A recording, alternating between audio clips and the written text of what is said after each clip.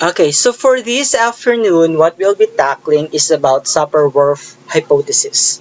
Okay, so I'm not so sure if you had already encountered the name of Sapir and Whorf, but if you are into reading a lot of text about language, Sapir and Whorf are always being mentioned because they are few or some of the linguists are that have contributed in terms of the development of understanding what language is or how language develops to every individuals. Okay, so let's introduce first who is Sapir. So Edward Sapir was born on January 26, 1884. So he is a German. He is one of the foremost American linguists and anthropologists of his time, most widely known for his contribution to the study of North American Indian languages.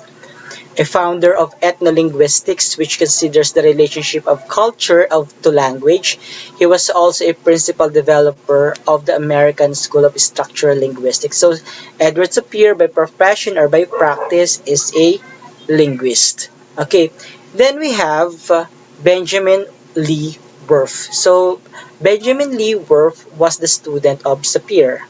Okay, so parang Aristotle, Plato lang yung relationship nila, teacher-student relationship. So, Benjamin Lee Whorf was the student of Sapir. So, he graduated from the Massachusetts Institute of Technology in 1981 with a degree in chemical engineering. Shortly afterwards, began work as a fire prevention engineer or as an inspector. So, you notice that the background of Benjamin Whorf is not actually in the field of linguistics. By practice, he was a chemical engineer. But how come that he became interested on the study of linguistics? Okay, although he met and later studied with Edward Sapir, he never took up linguistics as a profession because nga by practice he was an engineer.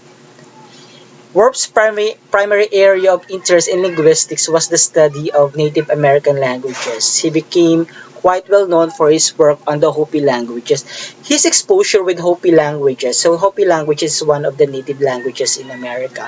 So his interest of the said language brought him to be more immersed on linguistics. And part of that, of course, is the influence of his former teacher, Sapir. Okay, so he became interested of learning why is it that Hopi languages has this kind of sentence structure, why is it that they have this kind of different meaning of interpretation or interpretations of their languages. When it is translated to this language, it comes out like it's different from how it is interpreted now if it will be translated to English. So he has those thoughts in mind, and because of that curiosity in him, that brought him to became more interested of linguistics. Okay, so he was considered to be a captivating speaker and did much to popularize his linguistic profession through popular lectures and articles written to be accessible to readers. Lay readers, those ordinary people. Okay, so just to give you a bit trivia about Sapir-Whorf hypothesis. Edward Sapir and Benjamin Whorf never termed this hypothesis as Sapir-Whorf hypothesis because from the very beginning they never work as one when it comes to establishing this hypothesis. Again, Edward Sapir and Benjamin Whorf never work on establishing this hypothesis. It just so happened that Sapir was the teacher of Whorf during that time, and Whorf got an inspiration of linguistics because of the influence of Sapir. But the entire conceptualization of this hypothesis was never dealt with by these two as a pair. Okay, it's just so happened that there are a lot of linguists over time that they're the ones who conceptualize the term. I mean the term Sapir-Whorf hypothesis. Never these two made this term. These are conceptualized by later linguists. So the general principle of Sapir-Whorf hypothesis proclaimed the influence of language on thought and perception. So we mentioned actually in our discussion of language that what we say reflect who we are. The language that we use reflect our cognition. The language that we use reflect even our cultural background. In short, whatever language that we are using is a manifestation of who we are and the kind of environment we are living in. Okay, so basically that is the core of Sapir-Whorf hypothesis. But there are a lot of there are specific things that we need to dig into on understanding on how they arrive on this concept. So the speakers of different languages think and perceive reality in different ways that each language has its own worldview. So let's say, for example, if you are a Tagalog speaker and then you are an English speaker, there must a possibility that you might be perceiving different things because you are using different language. That's what these two claim. If you're using this language and if this person is using another language, you might have a different things when you are looking at the worldview. Okay, you might be thinking of a different thing. So that's what they claim about um, language. That is why it is understood that there's a tendency that this Sapir-Whorf hypothesis became a debatable. So many were arguing that their claim should not be accepted. Okay, their claim should not be accepted because how can that different language result to different perception? Okay, so does it always true? Okay, so that these are the things that has to be dig into in understanding Sapir-Whorf hypothesis. That is why when they separately conceive this hypothesis, many were arguing that somehow this is not that acceptable in the parlance of psychology of philosophy in other branches of social sciences or even in behavioral sciences and other forms of sciences. Okay, especially in philosophy. Okay, so Sapir's and Whorf views on language. So since, as I mentioned, they never work on this together. So they have different views when it comes to language. But Whorf, being the student of Sapir, get an inspiration from Sapir. So let us see how these two view language separately. And let's see how they meet halfway. So there are two basic components of Sapir-Whorf hypothesis. We have linguistic relativity and linguistic determinism. So whenever we're talking of Sapir-Whorf hypothesis, we are always referring to these two, linguistic relativity and linguistic determinism. So let's get first the main concept of Sapir's relativity. Okay, so when we say relative, that means that it is subjective. So we need to say there is a subjectivity on one's perception. So sabi rito, language does not reflect reality but actually shapes it to a larger extent. It recognizes the objective nature of reality. Since the perception of reality is influenced by our linguistic habits, it follows that language plays an active role in the process of cognition. So in order for you to fully understand this, take note of these two statements. So the language we speak and think and shapes the way we perceive the world. So if you're using this particular language, let's say if you're using English or you're using Germanic or you're using Hangul or using other languages from different parts of the world. So sabi nila, these people daw have their different views. it has something to do with the relativity. Okay, the existence of the various language system implies that the people who think in these different languages must perceive the work differently. So, if we are to ask ourselves, does it always true that, let's say I'm speaking Tagalog and then you're speaking Bisaya, and the other one is using Bicolano dialect, does it always follow that our perception of the world is different? If we're just looking at the same scenario, we might be having a different perspective as to how we look at this different view. Kaya nga sinasabi that um, the language that we use is relative. Kaya nga relativity, subjective. Okay? Maybe because we have a different worldview. When we talk of worldview, that is our perception of the things that we are seeing around us. That's what we meant by worldview. Maybe because people coming from a Tagalog region might have a different perspective. People coming from the Bicol region has also a different perspective. People coming from Mindanao has different perspective. Since these three groups have different perspective, then they have their different way of interpreting their own language. Okay? But that we are not looking at here the difference of the difference on how they use the language siya. Obviously, magkaiba talaga ang Tagalog, Bicol, tsaka Bisaya. Kaya, pero tinitingnan natin kasi rito kung paano nila tingnan ang isang bagay kapag sila ngayon ang nag-i-interpret nito. Kaya nga 'di ba sabi natin, it is something to do with cognition. It has something to do with different worldview. Okay, different perspective. Okay, different perspective, different interpretation. Different interpretation using their own language. Okay, so I have here some questions. Answer the following questions.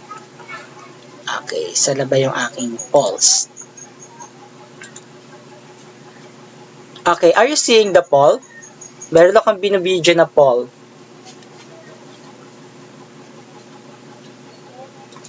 Okay.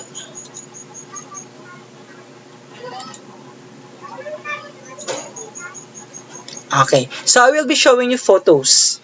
I will be showing you photos, and what I would like you to do is to just tap nyo the option. May mga option dyan na lalabas sa inyo. Interactive naman yun. So, what do you call to this liquid? I will be showing you now the poll. Na, okay? Liquid. Okay.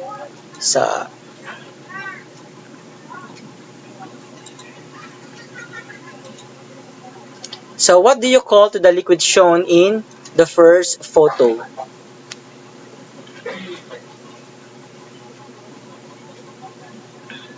Okay? So, everyone, you can participate. Okay. Okay, very good. You're all participating. So, let's reveal now the poll. Okay, I'll be sharing you the result. Are you seeing the result? Okay. So, Yes. thank you. Majority of you said that Langis. this is a langis. Okay, take note of this. This is a langis. So, this is according to the majority of you. The picture that you're seeing right now is a langis. Okay. Let's now see the next one.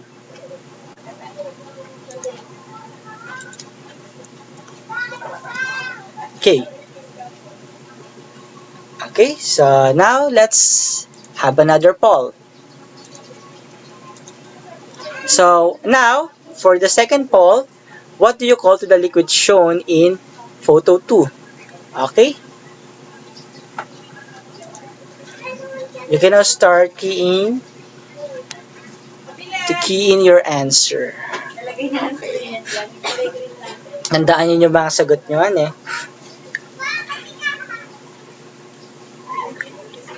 Okay, very good. Thank you. Lahat ay nagpa-participate. So, yan. So, you are seeing now the result. So, majority said this is called mantika. Okay, the other one, majority of you said that is a langis. Okay. Now, I think I already mentioned this to you last before. So what do you call this liquid? Sabi nyo, it is a langis. Okay. So here in Rizal, we say it's langis, petrolyo, or gasoline in English. But in Quezon, we are also calling it, we are only calling it petrolyo and gasoline. So if you're just going to look at the geography of Rizal and Quezon, magkatabi lang naman halos yan, di ba? Magkatabi. But in Rizal, they call it langis petrolyo or gasoline or gasolina. So in Quezon, they're calling it petrolyo and gasolina, but they're not calling it a langis. Okay. Now, in Rizal, they call it mantika or they call it the cooking oil. But in Quezon, they're calling it langis. Now you get the point. So that is an example of linguistic relativity. Okay, that's an implication of linguistic relativity, wherein we might be seeing the same object, but we do have a different way of calling it. Okay, um, we have a different perception of what a langis. So I remembered I already told you that when I went to Quezon to study there when I was in high school, my aunt told me that Batsoy, they call me Batsoy, Batsoy, uh, Batsoy, bili mo nga ako ng langis. Batsoy, bili mo ako ng langis. May puntong bili mo ako ng langis ay. Yan, para may puntong Quezon talaga. Bili mo nga ako ng langis ay. Yan. So, my aunt gave me a bottle. Sabi ko, kakasya ba yung langis dito? Siguro pang ano niya, ipang aapoy niya doon sa what you call it, charcoal. That's what I thought. Sabi ko, kasya ba rito yung langis? Kasi my perception of the langis is the petrolyo. Kasi in Rizal nga, when we talk of langis, ang perception natin of a langis, when someone tells that langis, ang perception natin is, it is we are referring to a petroleum, to a gasolina. That's why I asked myself, kasya ba para saan to? Bakit ganito? Kasya ba yung papaano to? That's why when I went to my another aunt's sari-sari store, may tindahan yung auntie ko sa baba. So, sabi ko, auntie, ay pag sa Quezon pala tawag ko Tia. Pag sa Quezon tawag kay Tia. Tia Flory. That was the name of my aunt. Tia Flory, pabili daw po ng langis. Pabili daw po ng langis. So my aunt or my Tia Flory handed me yung bote. Langis. Mantika to sa amin eh. So, we use the same language but we have a different worldview of that particular object that they are referring to. Okay? Hindi kami nagkaunawaan doon sa langis kasi iba yung worldview ko pag sinabing langis. Ang worldview ko about langis is that, my view about langis is that I'm referring to a petroleum, to a gasoline. But their view about what langis is that it is the cooking oil. So that's what we meant by linguistic relativity. Relative ang paggamit ng language. Subjective siya. Depende sa kung saang lugar ka galing. Okay? So, yun yung implication of linguistic relativity. Just for you to understand it clearly. Kasi linguistic relativity is a very complex term. So, I do hope that with this kind of example, you now get the idea of what we meant by linguistic relativity. They're using the same language, but they have a different interpretation of what that language is. Okay? Now, let's have another one. What is this? So, let's have another poll.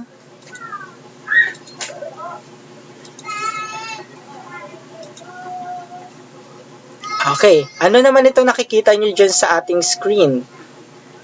Ano yung nakita nyo?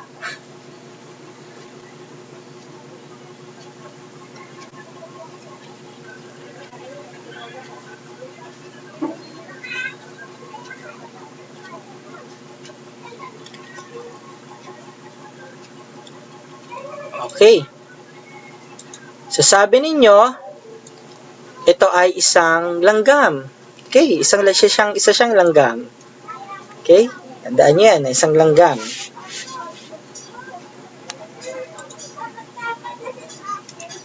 Then we have the second one. Okay?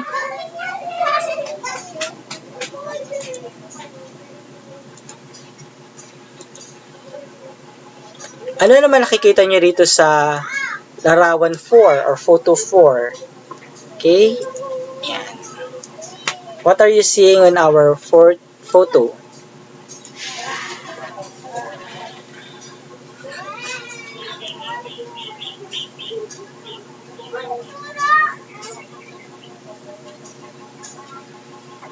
Okay.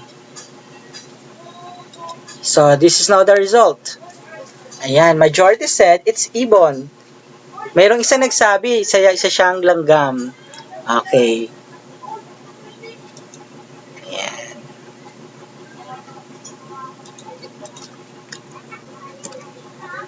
Okay, this is now the analysis of that photos. In Tagalog, langgam refers to an insect. Okay? The first photo is what we call, in Tagalog, we call it langgam. But in Bisaya, when they talk of langgam, they're referring to a bird. So another difference when it comes to how we look at, how we perceive object depending on the language we use. So maybe if you will be visiting Visayan region and they will say langgam, oy, ang laki naman ng langgam. Ang laki naman ng langgam. Let's say for example, they say it that way. Ang laki naman ng langgam and you are in Visayan region. So you might be thinking siguro na they are referring to an insect. And then you laugh. Sabi mo, nasan yung langgam? Wala namang langgam yung malaki. Kung malaki yan, bakit hindi ko nakikita? But remember, you are in Visayan region. And then say, ang laki ng langgam. So natawa ka. So hindi pala sila ang mali, ikaw ang mali. Kasi the langgam that they are referring to is the bird that you are seeing in front. Diba? So, another example of linguistic relativity. Okay, you see, they're using the same language, the same term, but they come from a different language. Since they come from different language, they have a different interpretation of what we meant by that particular language. Okay? So, this brings to mind that notion that, again, language is relative. Thus, the same word can have different meanings for different people, and this subjective meaning let rise varying cognitions. Okay? So, let's see kung anong sinishare. Okay. Okay, ito pa. We call the third photo tanga in Bicol. Wow, that's another term. Okay, kay Basco. Basco, can you open your mic? Okay, can you please explain to us this tanga? Yes, How it should be pronounced? How it should be pronounced? The stress should be in the first syllable. It's like tanga, not Tanga. Tanga. Yes, po. Yeah. Okay. Tanga. Okay, so Tanga. tanga. Okay, pag sinabi pala na how, can you please use that in a sentence? Yung tanga. Bicol sentence po. Yeah. It's like kinagat ako kang tanga sa kamot. It's funny. Di ba? Di natin naintindihan. Pero tanga, parang kapag magkukuha tayo ng context clue, tanga. Sinong tanga? Sinong naka-live nga pala tayo sa YouTube. Sino yung TANGA? Okay? So, another one. And Lopez, taga saan ka naman, Lopez? Can you please open your mic, Lopez? Sa Bicol din po, sir. Pareho pala kayo. So, tanga. Okay, yes, langgam, Micaela Mendoza. Taga saan ka, Micaela? Quezon Province. Yes, guyam din ang tawag namin sa Quezon. So, nakaka-relate ka sa akin, ano? Opo, sir. Okay. So, ang tawag sa amin sa langgam sa Quezon is guyam. Guyam. Kasi kami mismong Where are you in Quezon? Chaong po. Oh, Chaong, we're living in Tagkawayan, just nearby Del Gallego. Sa dulo na, okay. And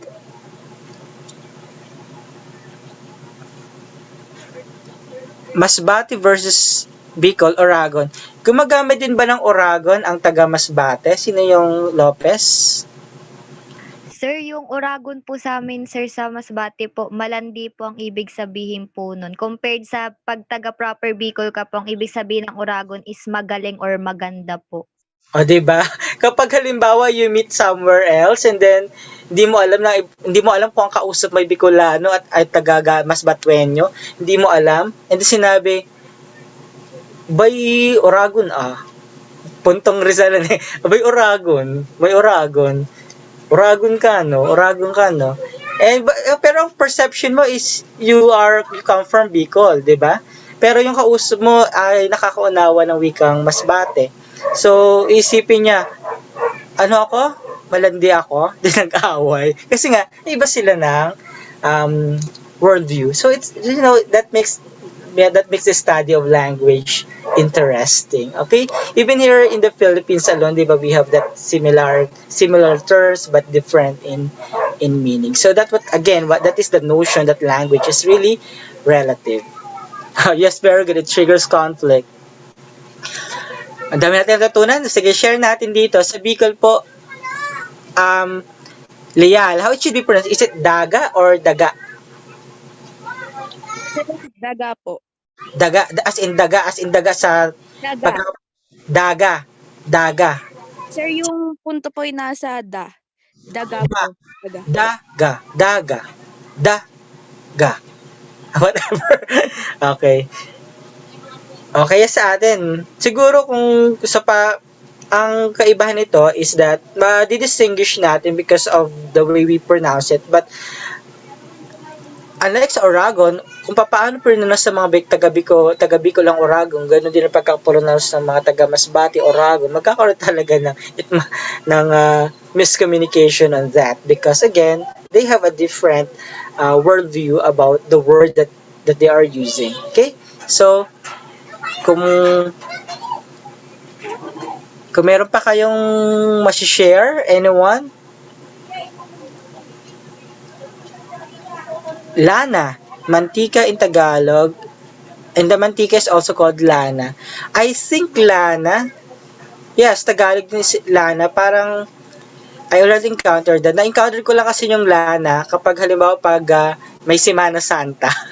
'Di ba? Nabi-mention yung pinahiran siya ng lana, pinahiran ang kanyang katawan ng lana, pinahiran ang katawan ni Jesus ng lana.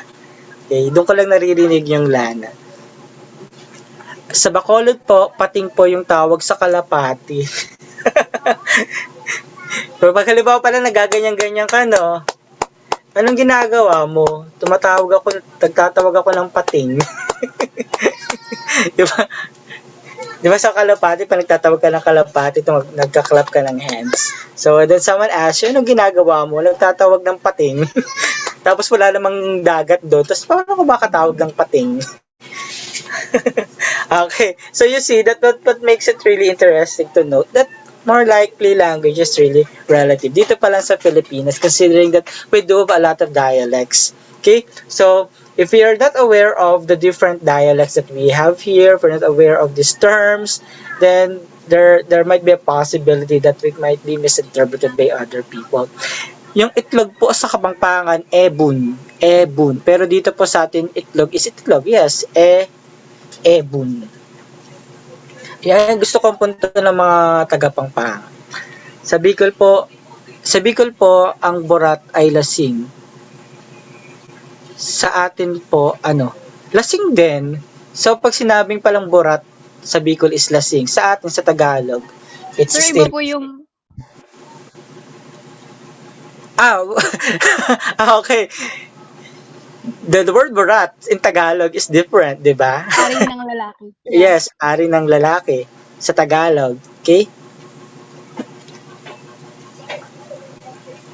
Gandang pag-aralan naman kung paano nabuo yung mga yan.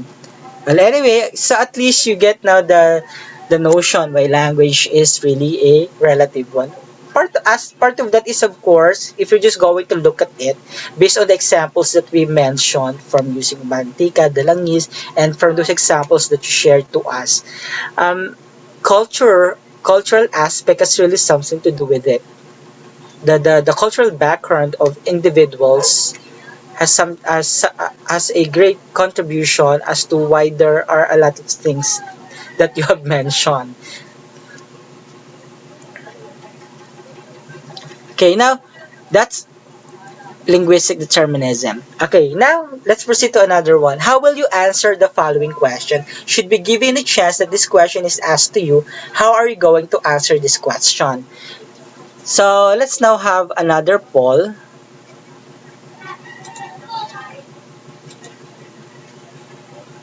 Be true to yourself. So just see kung pag na-encounter nyo tong tanong na to, ano usually yung uh, way nyo to answer this question? Okay, let's have the first one. When someone asks you, saan ka nakatira? Would you answer, nako, mahirap puntahan yung bahay namin, napakalayo. Or, dyan lang sa may bayan, sa likod ng simbahan, or you will give your your exact home address. Ayan, varying yung varied yung ating mga responses. Okay?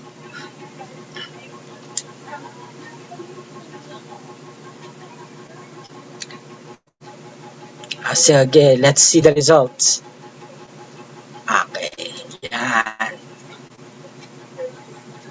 Okay, so 6 of you or 27% of the class said, nako, mahirap puntahan yung amin, napakalayo. Hindi nila sinagot directly yung answer. But but 16 of you or 73% of you said, dyan lang sa may bayan, sa likod ng simbahan. So, you give the exact address. You give the direction. Okay? So, mali ba yun? Mali ba yung una at tama yung pangalawa? Let us see. So, let's have another poll.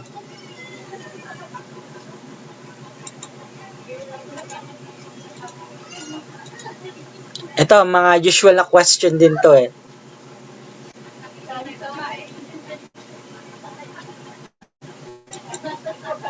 Okay. Kumain ka na ba? Yung sasagot, kakatapos ko lang kumain. Sumagot naman, hindi ko nga gusto ang ulam namin. Okay.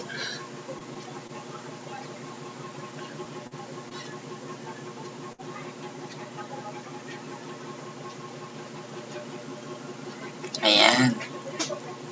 Okay, so let's see now the results. Okay, halos lahat nakasagot na. And 20 of you or 87% directly answered the question, kakatapos ko lang kumain. However, 3 of you honestly say na hindi ko nga gusto ang ulam, na indirectly answering the question. So, we always encounter those kind of questions, diba? And for sure that you could relate on the way you respond to those questions. Even there are moments that I do also answer the question indirectly. Ang tanong na naman ang sagot lang naman ay oo at hindi but you answer it in a different way. Bahala nang umunawa yung kausap mo doon sa iyong response. Parang ganun nun eh. Okay. So, what does it reveal about the study of linguistics? What does it reveal about linguistics? Those things that I showed you has something to do with Benjamin Whorf's linguistic determinism. Okay, so determinism is actually one of the philosophies that are being dealt by early philosophers. And as a philosophy, it says that determinism is about interactions which affect our cognitive process in our life. So that's what we meant by determinism in general. It's something to do with the interactions. When the way we interact with others can actually affect the way we process our cognition. Okay, so that means that interactions with other people has something can actually can actually influence us. Okay? So in linguistic determinism, since thought is expressed through language, it follows that a differently structured language must pattern thought along its lines, thus influencing perception. So let's dig more into that. Linguistic determinism can be best demonstrated in situations in which, take note of this, language is the principal means of drawing people's attention to a particular aspect of experience. So there are some instances where in the way we interact to people, we have this different way of interacting with them. Let's say, for example, if you're interacting with someone you are close with, more likely you are interacting with them with uh, very informal. However, if you're interacting, let's say, for example, someone you don't know, the person that was the very first time that you interact with that person, naiiba ngayon yung the way you construct your language. So let's say, um, kapag very close mo, napaka-informal mo. Pero kapag first time mo lang makilala, formal ka. Okay? Kasi, of course, nangingilala ka pa. Or if you know who the person is and you know that the person is of high ranking, then you will be interacting with the person na in a formal way. So let's say you are in a certain occasion and it is involved with a lot of some dignitaries in your community, then you will be dealing with them in a more formal way. But if you will be just dealing with your friends, you are just partying, you just went to the beach, or you would just like to go to swimming, then you will be interacting with them informally. So that's what we meant by um, uh, we are following a certain pattern thought along its lines that influence our perception. So, let's say for example, in Tagalog, we say, "Uy, kamusta ka?" in an informal way. Pero kapag kausap mo naman yung mga someone dignitaries, magandang araw po sa inyong lahat. And of course, yung tone ng boses mo is also change. And when someone asks you a question, you say, "Oo naman." Diba? It's in a formal way. But if let's say you're talking to your teacher and then your teacher asks you something, yes po sir, opo sir, formal. So, in general, we use salamat, informal, formal or informal, depending on the way it is said. Okay? But, hindi naman natatouch nila sa Sapir-Whorf yung, kung tawagin natin yung prosody, kung the way it is said. Yung mga sounds, mga tones. Of course, hindi lang naman sa atin sa Philippines may ganyan. Even in Korea, sino rito nagsasalita ng Korean? Anyone from this group? Baka mamali ako eh. Anyone from this group who would like to read this one who can actually pronounce it properly? 안녕하세요. Ay, ayan. Ayan. Yung una. Hashimnika, sir. Hashimnika. So, yung anyong hashimnika. Hashimnika. Okay. Anyong hashimnika. Tama ba ako ng punto? Anyong hashimniku. In Korea, you can also use this phrase to say good morning, good afternoon, and good evening. But for informal language, informal conversation, you will be just say annyeonghaseyo or just anyong. Okay? So, meron din silang ganang varying level or degree of formality, be it informal or formal language. So, aside from Korean language, ito pa. Sige nga, mahaba-haba. Who would like to read? Morelia, sir. Sige.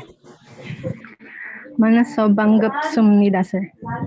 Okay. Manaso banggap sumnida. Okay. Yes, sir. So, thank you. That is the formal way to say nice to meet you. In an informal way, can you please read it again? For the informal way.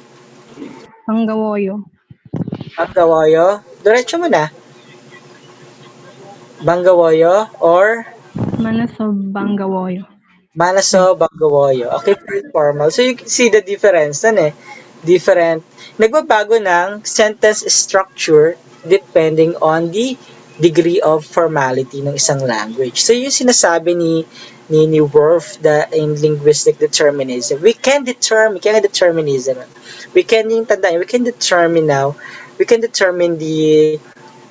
language used, the meaning of the language, depending on the perception of the person. Let's say, the perception of the person, ang thought process ng person ay formal kasi nga nasa formal occasion siya. Ang thought process niya ay informal, yung gagamitin yung language kasi nga nasa informal occasion siya. Okay, dito tayo sa Spanish language. So sa informal, when you say como estas, so it is kumusta ka or how are you in Spanish. For formal, como esta.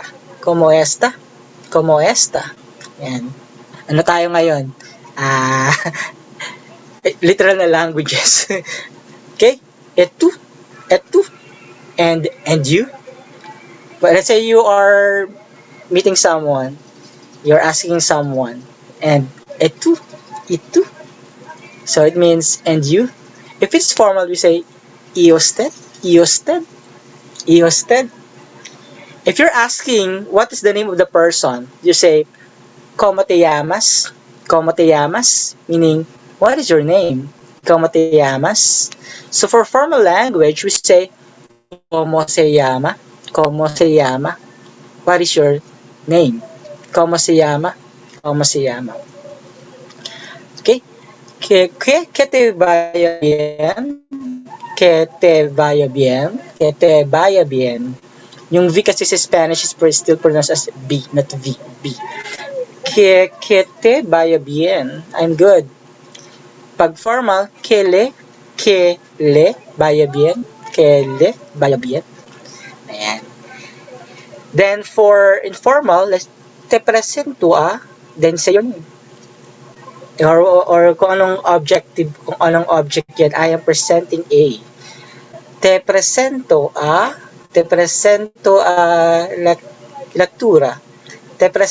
lectura. Sa formal, le presento a lectura. Ayan. Okay, so you see, even the Spanish has their degree of formality, formal tsaka informal. And you see the difference on the sentence structure depending on the formality. So, nababago. Okay? Pag sasagutin nyo yung como te llamas, como se llama, pwede nyo sabihin na me llama. Kapag ikay babae, me llama. Kapag babae, pag lalaki, me llamo. Or me nombre es. Then sasabihin ng pangalan. No? Let's say, como te llama? What is your name? Me llama es Natanyo Norberto y Moscare. Or you say, mi nombre es, my name is. Yan. French naman tayo. French. So, even in French, they also have their way of formal asking question or informal asking. Okay, say, whether talking to one person or more than one, you ask, say, comment allez-vous? How are you? Comment allez-vous? Okay, and if you will be answering this in informal way, say, je vais bien, I'm fine, je vais bien. Or you will say, bien, merci, fine, thanks. Bien, et vous? Or if you would like to use the longer version, I am fine, thank you, and you? Je vais bien, merci, et vous? Okay, so another one is that informal asking naman sa kanila is, if you will be asking, how are you? Comment vas-tu? Or is it going? Ça va bien? Comment ça va? Yan, saba. Parang saba lang na saging. Okay? So, nababago din even sa French yung kanilang sentence construction. Halimbawa yung how are you nila in formal language, comment allez-vous? Yung informal nila ay comment vas-tu? Command V. Okay, so ayan yung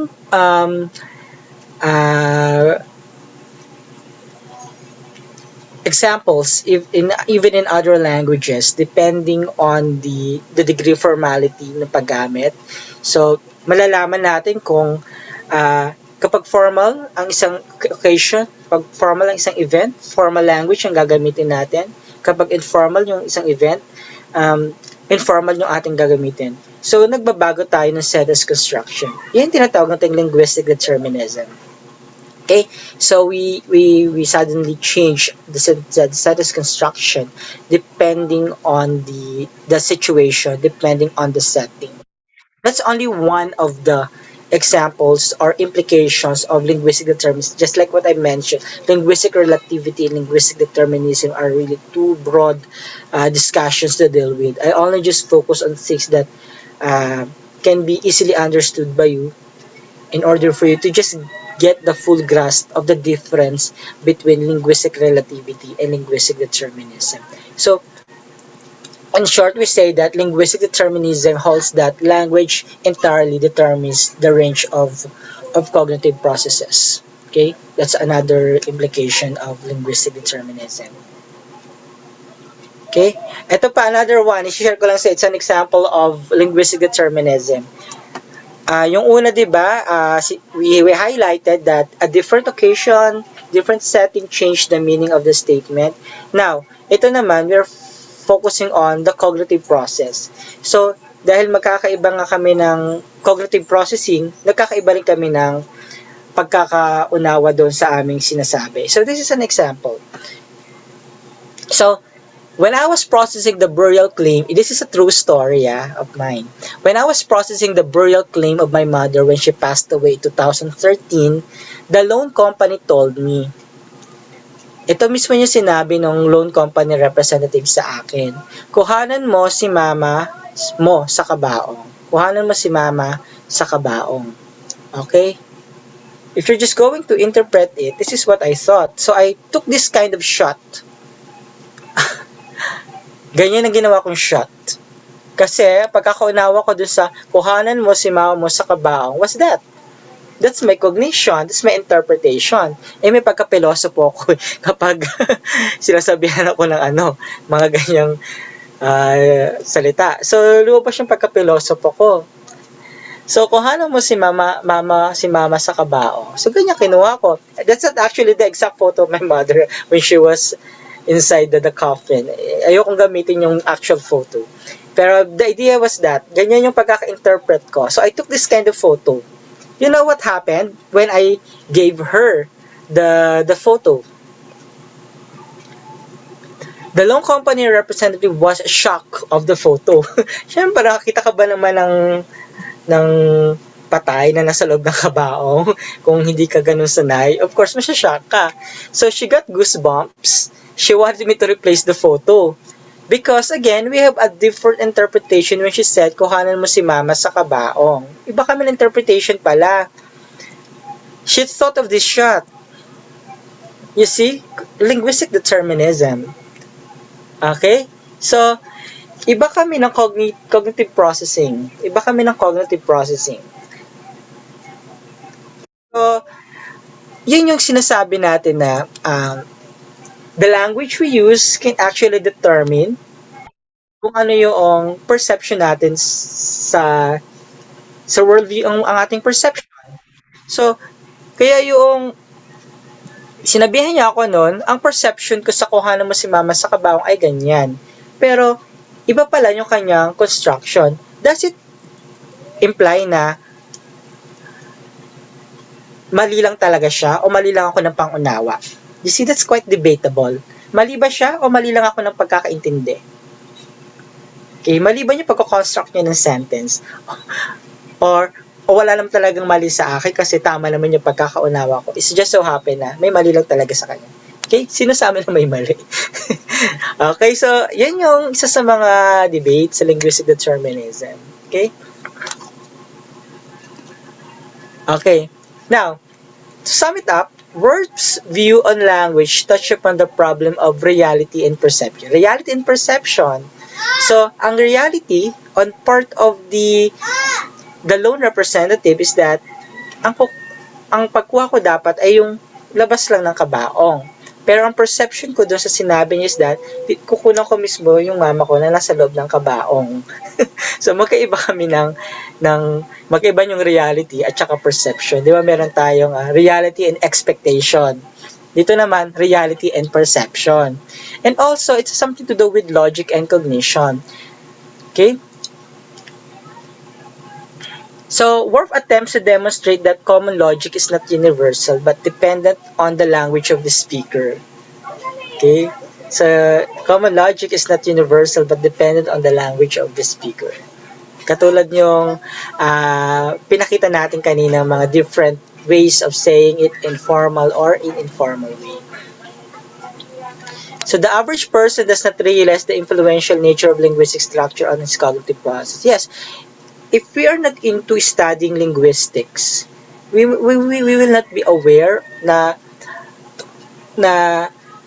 this processing that we are doing, that this linguistic structure is actually affecting our cognitive process. If you're not studying linguistics, because again, mga ano lang naman tayo, mga into layman's term, ay parang tayo mga simpleng tao, mga ordinary people lang naman. We're not aware of that because what we are so sure of is that there are some instances that even though we use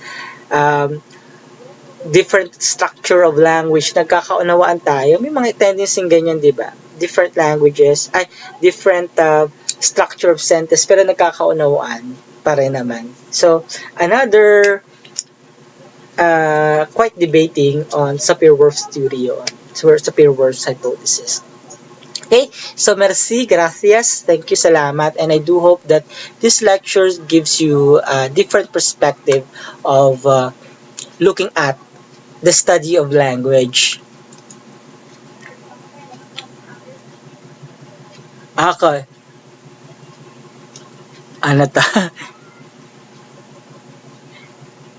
May trust issue po yung pumili ng letter A. Okay.